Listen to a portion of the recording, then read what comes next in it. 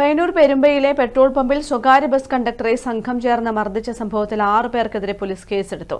പയ്യന്നൂർ പോലീസാണ് കേസെടുത്തത്. സമയക്രമത്തെ ചൊല്ലി കണ്ണൂർ പയ്യന്നൂർ റൂട്ടിൽ സർവീസ് നടത്തുന്ന പ്രതാപ് ബസ്സിലെ കണ്ടക്ടർ കുഞ്ഞിമംഗലം സ്വദേശി ടി.വി. ജിബിനാണ് മർദ്ദനമേറ്റത്. കഴിഞ്ഞ ദിവസം രാത്രിയായിരുന്നു സംഭവം.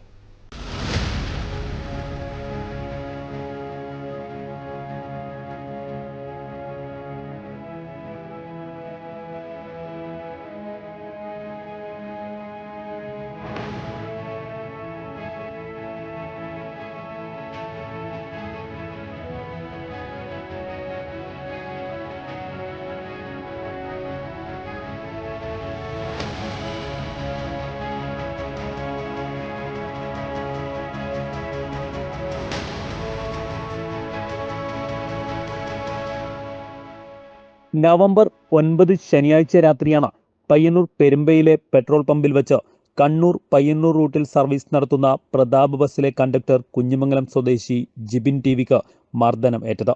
6 പേർ ചേർന്നാണ് ജിബിനെ വളഞ്ഞിട്ട് മർദ്ദിച്ചത്. മർദ്ദനത്തിന്റെ ദൃശ്യങ്ങൾ സമൂഹമാധ്യമങ്ങളിൽ പ്രചരിച്ചിരുന്നു.